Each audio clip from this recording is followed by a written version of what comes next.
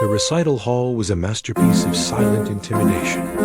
It was the central chamber of the Concord's flagship, a place of austere beauty designed to showcase the perfection of its creators. The walls gleamed with pearlescent alloy, and the air carried the faint, clean scent of ozonized water. In the center of the vast, circular stage sat the instrument. It was a Terran piano, a condition of the cultural exchange. To the human eye, it was elegant. To the Concords, it was a primitive wooden box, full of inefficient moving parts. The audience was a tapestry of interstellar diplomacy. Concord officials, their forms graceful and elongated, regarded the scene with polite, unblinking eyes.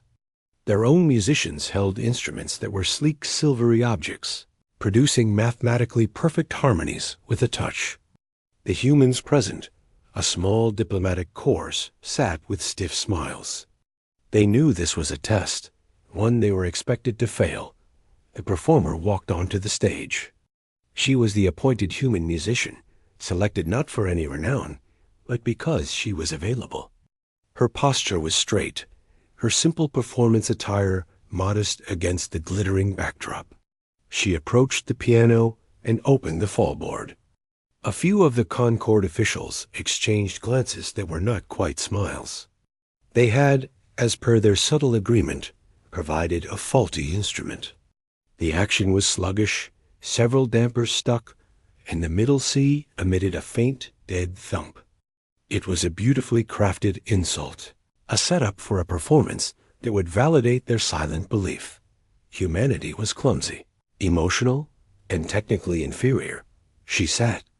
She did not test the keys, nor did she show any reaction to the dead note. She simply placed her hands in her lap and closed her eyes for a moment. A faint ripple of curiosity, tinged with derision, moved through the Concord assemblage. Was she praying? Surrendering? Then her hands moved. They settled not on the keys for a grand opening chord, but on the wood of the piano itself. Her fingers traced the grain, as if reading a story written in the oak. She pressed her ear to the frame, listening to the silent groan of its imperfect construction. The audience shifted, perplexed. This was not in the program dot. She finally placed her fingers on the keys. She began not with a composed piece, but with a series of single notes, spaced far apart. The dead middle C she avoided, but the notes around it were coaxed out with varying pressure. A slow, wandering pattern emerged, a sonic exploration of the instrument's wounds. It sounded like random, broken plinking to the Concord. Their concept of music was one of flawless precision, complex layered frequencies that stimulated the mind. This was noise. But as the human continued, the noise began to coalesce. She used the sluggish action to her advantage, creating a dragging, mournful rhythm. The stuck dampers allowed notes to bleed into one another, creating unintended harmonies that she then wove into her emerging melody. She began to play not the music she had brought, but the music of the piano itself. It was a lament for its own broken state, a slow, deep river of sound that acknowledged every flaw. The human diplomats felt a cold dread. This was a disaster. It was unstructured, strange, and surely confirming every prejudice. Yet they watched her face. It was calm, focused, utterly absorbed. Her hands moved with a gentle certainty, as if she were healing the instrument rather than playing it. Then the melody shifted. The dragging rhythm found a pulse, a heartbeat. The bleeding harmonies became a chorus. She incorporated the dead middle C, striking it with a sharp, percussive force that cut through the haze, a stark declaration of the fault line. And then she built upon it. What began as a lament transformed. It became a story of resilience. The wandering notes found a home in a rising scale. The clumsy action was mastered, her fingers flying with a powerful precision that forced the mechanism to obey, turning its resistance into a powerful, pounding bass that vibrated through the pearlescent deck. She was no longer playing a broken piano. She was conducting a symphony of repair. The music swelled, complex, and overwhelmingly emotional. It spoke of struggle, of finding beauty in asymmetry, of triumph born not from perfection, but from the will to continue despite it.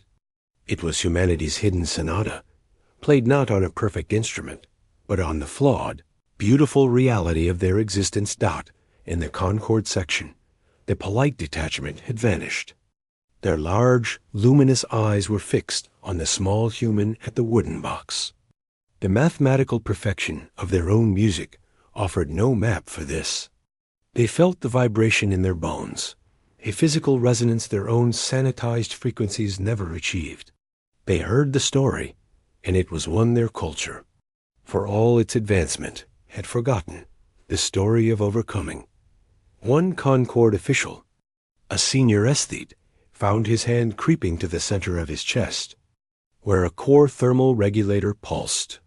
The music seemed to sync with it, to slow it, then race it with the crescendos. He was not just hearing, he was feeling.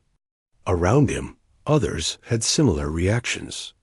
Some leaned forward, bodies tense.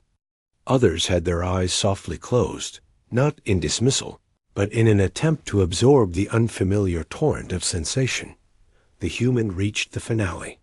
She brought back the initial wandering theme, but now it was played with strength and certainty. The dead key was struck one final time, surrounded by a soaring chord that lifted the sound into the air and held it there, a sustained note of pure, defiant victory. Then, with a grace that belied the physical power she had just exerted, she lifted her hands and let the last vibration fade into absolute silence.